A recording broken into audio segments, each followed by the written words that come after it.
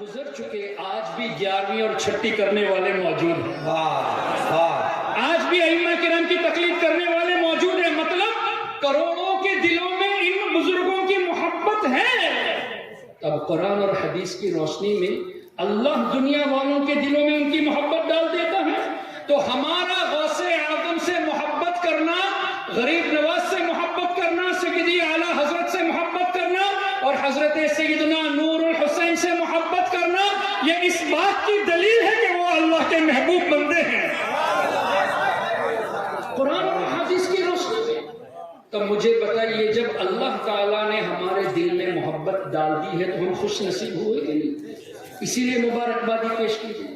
تو اب ہمیں اللہ کا شکر زیادہ ادا کرنا چاہیے. کس اعتبار سے؟ کہ اے اللہ تیرا شکر ہے کہ جن سے تو محبت فرماتا ہے ان کی محبت ہمارے دلوں میں تو نے ڈال دی ہے. اور جو وہابی، دیوبندی، نجدی ہمیں اولیاء سے دور کرتے ہیں ان کو فکر کرنی چاہیے. کیوں؟ اللہ جن کو محبوب رکھتا ہے ان کی محبت ان کے دلوں میں نہیں ہے. تو فکر تو ان کو کرنی چاہیے. یہ الٹا ہمیں اولیاء سے دور کرتے ہیں، جبکہ ان کو اپنے ایمان کی فکر کرنی چاہیے کہ their hearts are not selected to love who are loved by Allah. اللہ نے ہمارے دلوں کو سلیکٹ فرما لیا ہے کہ ہم ان سے محبت کرتے ہیں جن سے اللہ محبت فرماتا ہے. تو اولیاء سے دور کرنا یہ وہابیوں کا طریقہ ہے. مطلب آپ کو اللہ کی رحمت سے دور کرنے کی کوشش کر رہے ہیں. پھر دوسری روایت حدیث کی روشنی میں سیدنا امام جلال الدین سیوطی شافعی رحمت اللہ علیہ، جن کے بارے میں آتا ہے کہ تقریباً 5 لاکھ حدیثیں ان کو یاد تھی. اور امام سیوطی کے بارے میں یہ بھی آیا ہے کہ تقریباً 75 مرتبہ 75 ٹائمز نبی پاک صلی اللہ علیہ وسلم کا بیداری کے عالم میں دیدار کیا. امام جلال الدین سیوطی جن کو اعلیٰ حضرت نے خاتم الحفاظ اور بڑے بڑے القاب سے یاد فرمایا، تقریباً 75 مرتبہ حضور علیہ الصلوۃ والسلام کا بیداری کے عالم میں دیدار فرمایا. ان کی کتاب الجامع الصغیر میں یہ حدیث موجود ہے، ذکر الانبیاء عبادہ، اللہ کے نبیوں کا ذکر کرنا یہ بھی عبادت ہے، کار ثواب ہے. اب کیا پتہ چلا؟ قرآن کی روشنی میں وَاذْكُرْ فِي الْكِتَابِ مُوسَىٰ، اللہ نے فرمایا میرے نبی موسیٰ کو یاد کر. تو نبیوں کو یاد کرنا یہ اللہ کے حکم سے ہوا. جب اللہ کے حکم پر عمل کیا جائے تو ثواب ملے گا، یعنی کار ثواب عبادت ہو. وَاذْكُرْ فِي الْكِتَابِ اسماعیل، اللہ نے فرمایا میرے نبی اسماعیل کو یاد کرو. وَاذْكُرْ فِي الْكِتَابِ ابراہیم، ابراہیم علیہ السلام کو یاد کرو. کیا پتہ چلا؟ نبیوں کو یاد کرنا یہ عبادت ہے. محترم، جب انبیاء کرام کو یاد کرنے کا حکم قرآن کریم میں اور ان کی یاد سے ہمیں ثواب ملتا ہے تو امام الانبیاء نبی پاک صلی اللہ علیہ وسلم کا تذکرہ کرنا یہ کتنی بڑی عبادت. کیا کہنے، نعرہ تکبیر، نعرہ رسالت، فیضان بخاری، علماء اہل سنت، عرس مبارک. اب اسی حدیث کے اگلے جملے، ذکر الانبیاء عبادہ وذکر الصالحین کفارہ، او کما قال علیہ الصلوۃ والسلام. اللہ کے نیک بندوں کی یاد منانا، ان کا ذکر کرنا یہ گناہوں کا کفارہ ہے، کمپنسیشن فار the sins. ذکر الصالحین کفارہ. مجھے بتائیے گناہ کا کفارہ کب بنے گا؟ رحمت ہوگی تبھی نا. تو آج کی اس گیدرنگ میں ہم اللہ کے نیک بندوں کو یاد کرتے ہیں. اس کا مطلب اللہ نے ہمارے دلوں میں ایک تو ان کی محبت ڈال دی، یہ اللہ کا کرم، اور دوسرا یہ کہ ان کے ذکر کے صدقے میں اللہ ہمارے گناہوں کو بھی معاف فرماتا ہے اور اللہ اپنے رحمتوں کا نزول ہم پر فرماتا ہے. تو اولیاء کرام کی مجلس سے دور کرنا ان وہابیوں کا جو کام ہے، یہ رحمت کے ذریعے سے ہمیں دور کرتے ہیں. رحمت سے دور کرنے کی کوشش، جو بات گناہوں کا کفارہ بن جاتی ہے اس سے دور کرنے کی کوشش کرتے ہیں. تو کیا پتہ چلا؟ وہابیوں سے دور رہنا اس لیے بھی ضروری ہے کہ جن کے ذریعے، جن اسباب کے ذریعے اللہ تعالیٰ اپنے رحمتوں کا نزول فرماتا ہے ان میں سے اللہ کے اولیاء بھی ہے، اور ان اولیاء سے دور کرنے کی ہمیں کوشش کرتے ہیں. تیسری بات، اللہ کے حبیب صلی اللہ علیہ وسلم نے ارشاد فرمایا، اور یہ حدیث پاک آپ کو قرآن کریم کی تقریباً تمام تفاسیر میں مل جائے گی۔ سورہ بقرہ آیت نمبر 252، وَلَوْلَا دَفْعُ اللَّهِ النَّاسَ بَعْضَهُمْ بِبَعْضٍ لَفَسَدَتِ الْأَرْضُ، جس کا مفہوم یہ کہ اگر اللہ تعالیٰ بعض انسانوں کے ذریعے دوسروں کی بلاؤں کو دور نہ فرماتا تو زمین ہلاک ہو جاتی۔ یہ نص قرآن ہے، وَلَوْلَا دَفْعُ اللَّهِ النَّاسَ بَعْضَهُمْ بِبَعْضٍ، ناس کا ذکر ہے، بَعْضَهُمْ بِبَعْضٍ، کیا پتا چلا کہ اللہ ہی مشکلوں کو دور کرنے والا ہے، لیکن اللہ ہی نے بندوں کو سلیکٹ فرمایا کہ ایک بندہ دوسرے کی مشکل کو دور کرے۔ یہ تو قرآن سے تو جو لوگ یہ کہتے ہیں کہ اولیاء مدد نہیں کر سکتے، یہ تو قرآن کے خلاف ہے۔ کیوں؟ وَلَوْلَا دَفْعُ اللَّهِ النَّاسَ بَعْضَهُمْ بِبَعْضٍ، اگر ایسا نہ ہوتا تو لَفَسَدَتِ الْأَرْضُ، زمین ختم ہو جاتی۔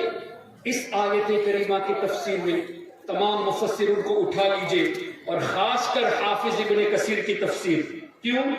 وہ بھی ابن تیمیہ کا شاگرد ہے۔ تو ہماری کوشش یہ ہوتی ہے کہ ہم غیر مقلد وہابی نجدی کے سامنے انہی کے امام کا ریفرنس دیتے ہیں، تاکہ یہ پتا چلے کہ اے نجدیو، تم ہمیں اس بات پر اگر مشرک کہتے ہو تو اپنے امام کو بھی مشرک کہو۔ یہ ہرگز وہ نہیں کہیں گے۔ اگر ہمیں مشرک کہتے ہو تو ابن کثیر کو مشرک کہو، ابن قیم جوزیہ کو مشرک کہو، کبھی بھی نہیں کہیں گے۔ اچھا، پھر مزے کی بات تو یہ ہے کہ حافظ ابن کثیر نے اس آیت کریمہ کے تحت جو حدیثیں نقل کی ہے، تو ہم اس کی وجہ سے یہ بھی پیش کرتے ہیں کہ اے وہابیو، الحمدللہ غلام رضا میں یہ ہمت ہے کہ تمہارا عقیدہ غلط یہ تمہاری کتابوں سے ثابت کریں گے، اور ہمارا عقیدہ صحیح یہ بھی تمہاری کتابوں سے ثابت کریں گے۔ کیا کہنے، نعرہ تکبیر، نعرہ رسالت، فیضان غوث اعظم، اولاد غوث اعظم، اب فیضان بخاری، ابھی تمہاری کتابوں سے ثابت کریں گے۔ آئیے ابن کثیر سے حدیث پاک حافظ ابن کثیر نے نقل کی اسی آیت کریمہ کے تحت، ان اللہ لا يدفع بالمسلم الصالح عن 100 اہل بیت من جیرانہ البلاء، جس کا مفہوم ہے کہ بے شک اللہ تعالی اپنے ایک ولی کے سبب، ان اللہ لا يدفع بالمسلم الصالح، ایک صالح کے سبب آس پاس رہنے والے 100 گھر کے لوگوں کی بلاؤں سے حفاظت فرماتا ہے۔ ایک ولی کے سبب 100 لوگوں کی نہیں، 100 گھر میں رہنے والے افراد کی بلاؤں سے حفاظت اللہ فرماتا ہے۔ کیا پتا چلا؟ ایک ولی کے سبب 100 گھر کے لوگوں کی حفاظت۔ مان لے ایک گھر میں 5 لوگ ہیں تو 100 گھر سراؤنڈنگ میں ہے تو 500 لوگ ہوئے، ایک ولی کے سبب 500 لوگ بلاؤں سے بچتے ہیں، تو یہ اولیاء سبب دفع بلا ہوئے کہ نہیں؟ ان کے ذریعے بلائیں دفع ہوتی ہیں۔ یہ تو حدیث کی روشنی میں، اور تم کہتے ہو کہ اولیاء دافع البلا نہیں ہے۔ ہمارے آقا فرماتے ہیں ان کے سبب سے بلائیں دفع ہوتی ہے۔ اے وہابیو، تمہاری بات کو سنے یا حضور علیہ الصلوۃ والسلام کی بات کو سنے؟ کیا کہنے۔ اور اسی طرح حافظ ابن کثیر نے اور بھی حدیثیں نقل کی، جن میں سے ایک یہ ہے کہ میری امت میں حضور علیہ الصلوۃ والسلام نے فرمایا میری امت میں ابدال ہے، اور ان ابدال کی شان یہ بہم تقوم الارض، یہ جو زمین قائم ہے ان اولیاء کے سبب سے قائم ہے۔ اے نجدیو، اگر اولیاء سے لوگوں کو دور کرتے ہو تو زمین پہ رہنے کا حق کس نے دیا؟ اس لیے کہ زمین قائم اولیاء کے سبب سے۔ یہ میں نہیں کہتا، ہمارے آقا صلی اللہ علیہ وسلم نے فرمایا بہم تقوم الارض، ان کے ذریعے زمین قائم ہے۔ وَبِهِمْ تُنصَرُونَ، تمہیں جو اللہ کامیابی دیتا ہے وہ بھی اولیاء کے سبب سے دیتا ہے۔ وَبِهِمْ تُرْزَقُونَ، جو روزی اللہ دیتا ہے اولیاء کے صدقے میں دیتا ہے۔ وَبِهِمْ تُمْطَرُونَ، جو بارش اللہ نازل فرماتا ہے اولیاء کے سبب سے۔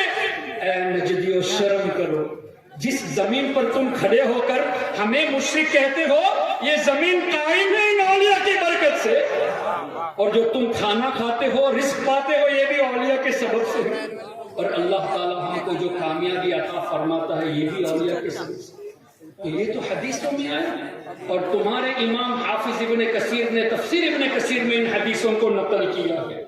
تو اب کیا پتہ چلا؟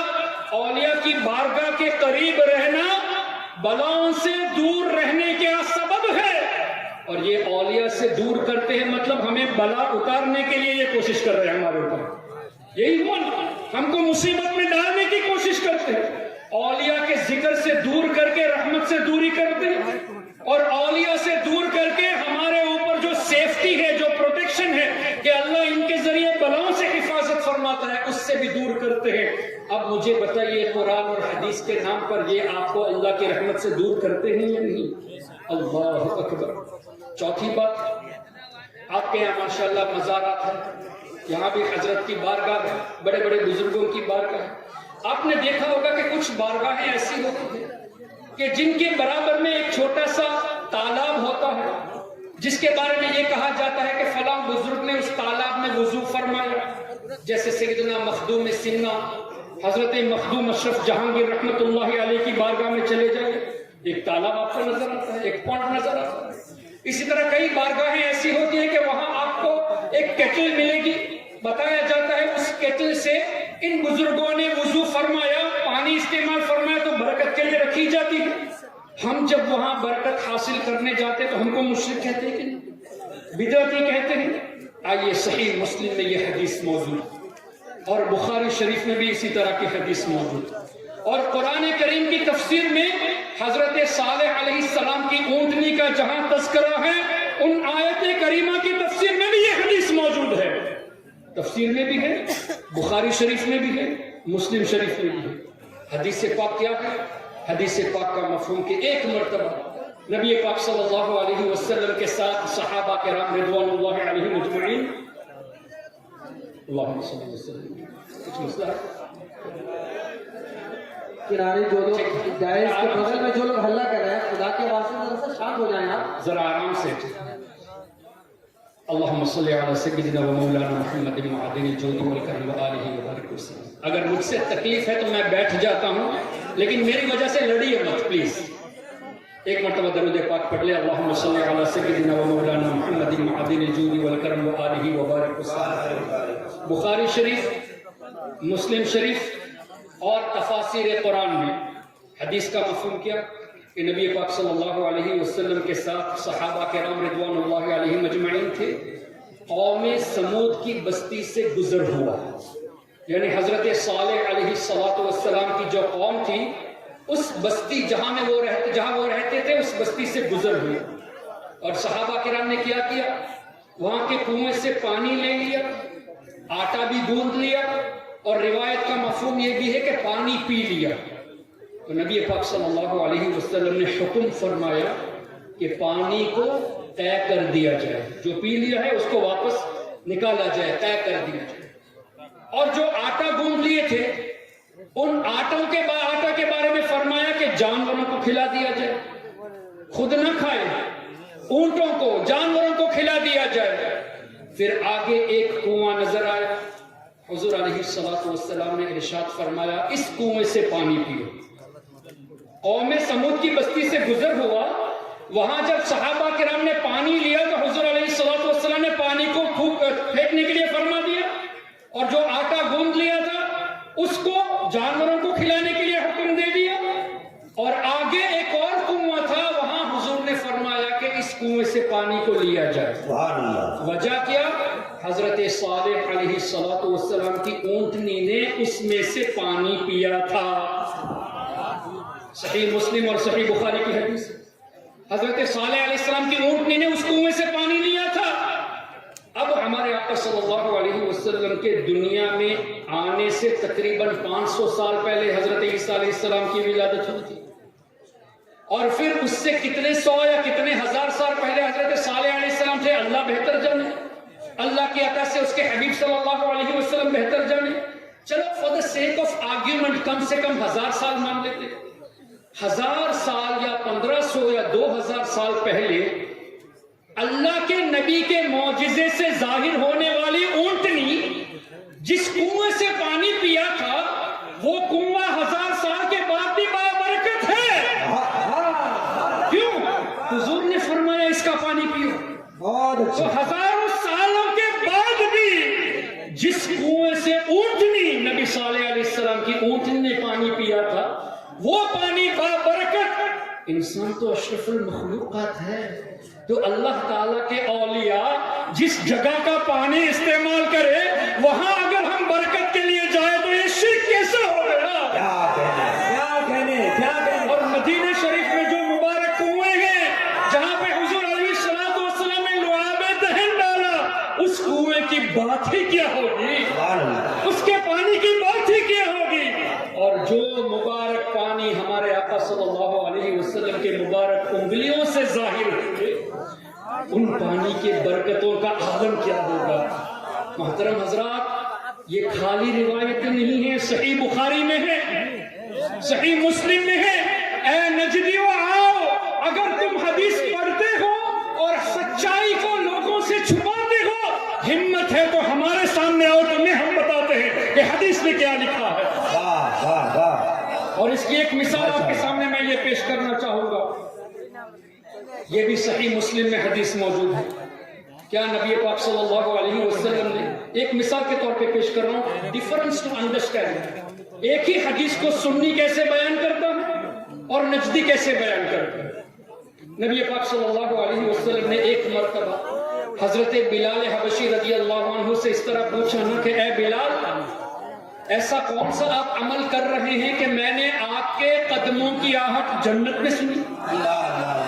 حدیث کا مفہوم ہے نا، اے بلال ایسا کون سا عمل آپ کرتے ہیں کہ آپ کے قدموں کی آہٹ میں نے جنت میں سنی. تو حضرت بلال نے کیا فرمایا، یا رسول اللہ صلی اللہ علیہ وسلم، جب بھی تازہ وضو کرتا ہوں تو تحیۃ الوضو پڑھ لیتا ہوں. اب یہ حدیث مسلم شریف میں ہے، لیکن دیوبندی نجدی اگر اس حدیث کو بیان کرے گا تو کیا کہے گا، دیکھا فضیلت تحیۃ الوضو کی کتنی بڑی فضیلت ہے، ہمیں بھی چاہیے ہم وضو کریں تو 2 رکعت تحیۃ الوضو پڑھ لیا کریں. لیکن یہی بات، یہی حدیث کوئی سنی عالم سنائے گا آپ کو تو ایک تو تحیۃ الوضو کی فضیلت بتائے گا، دوسرا یہ بھی بتائے گا کہ زمین سے آسمان کا ڈسٹنس کتنا ہے. تفسیر کی روشنی میں 500 سال کا ڈسٹنس ہے. تبھی تو آج تک سائنس آسمان تک پہنچا نہیں. 500 سال کی زندگی ہو تب نا. 500 سال تک کا سفر ہے پہلے آسمان کو پہنچنے کے لیے، اور تفسیر کی روشنی میں آسمان کی گہرائی بھی 500 سال. تو ایک آسمان کو طے کرنے کے لیے کتنے سال چاہیے؟ نہیں، 500 تو آسمان تک ہے، آسمان کی گہرائی بھی 500 سال ہے. 1000 سال چاہیے ایک آسمان کو طے کرنے کے. اب اللہ نے کتنے آسمان بنائے؟ 7 سماوات، 7 آسمان ہیں. تو کم سے کم 7000 سال چاہیے 7 آسمان کو طے کرنے کے لیے. اچھا، اس کے کتنے اوپر جنت ہے؟ اللہ بہتر جنت، اس کی عطا سے اس کے حبیب بہتر جنت. ہمارے آقا صلی اللہ علیہ وسلم کی سماعت کا یہ عالم ہے کہ حضرت بلال یا تو مکہ شریف میں ہے یا مدینہ شریف میں ہے، اور حضور علیہ الصلوۃ والسلام ہزاروں سالوں کی مسافت میں ہے، ہزاروں سالوں کی ڈسٹنس میں ہے. جنت میں حضرت بلال کی قدموں کی آہٹ سن رہے ہیں. تو سنی عالم آپ کو یہ بتائے گا جس نبی کو اللہ نے ہزاروں سال دوری پر بڑی آواز نہیں، قدموں کی آہٹ سننے کی طاقت دی ہے. قدموں کی آہٹ تو چھوٹی ہوتی ہے نا، بڑی آواز نہیں. تو آپ یہاں سے اگر حضور علیہ السلام کو پکارے یا رسول اللہ تو حضور نہ سنے، یہ کہا کہ بات ہے. نعرہ تکبیر، ہاتھ اٹھا کر نعرہ تکبیر، اور ذرا پوری طاقت سے نعرہ تکبیر، نعرہ رسالت، عظمت مصطفیٰ، اولاد مصطفیٰ. یہ تو 3-4 ہزار کلومیٹر میل کی بات ہے، وہ تو ہزاروں سال کی بات ہے. ہاں، اب یہ نہ کہنا کہ تب حضور علیہ السلام ظاہری زندگی میں تھے تب سنے تھے. حدیث میں یہ بھی ہے، الانبیاء احیاء. حضور فرماتے ہیں ہم حیات ہیں، نبیوں کی جمع تو تم ہوتے کون ہو حضور کو مردہ کہنے والے. آؤ حدیث سے بات کرو. تفسیر سے تمہیں چڑ ہے، اعلیٰ حضرت سے چڑ ہے، امام سیوطی سے چڑ ہے، مجدد الفسانی سے چڑ ہے. چلو ڈائریکٹ حدیثی سے بات کرتے ہیں، ڈائریکٹ قرآنی سے بات کرتے ہیں. ہمت ہے تو سامنے آ جاؤ. اب کیا بتا رہا تھا میں؟ اچھا، حضرت بلال رضی اللہ عنہ کیا واحد شخصیت تھے جو مدینہ شریف میں یا مکہ شریف میں چلتے تھے؟ ہزاروں لوگ چلے ہوں گے، ہزاروں کی تعداد میں لوگ چلتے ہوں گے. اب حضور نے فرمایا اے بلال تمہاری قدموں کی آہٹ سنی، مطلب حضور علیہ السلام کو یہ بھی خبر ہے کہ یہ آہٹ بلال ہی کی ہے۔ ارے چلنے والے ہزاروں تھے لیکن حضور نے پہچان لیا بلال ہی کی ہے۔ لیکن کبھی وہاں بھی آپ کو یہ نہیں لگا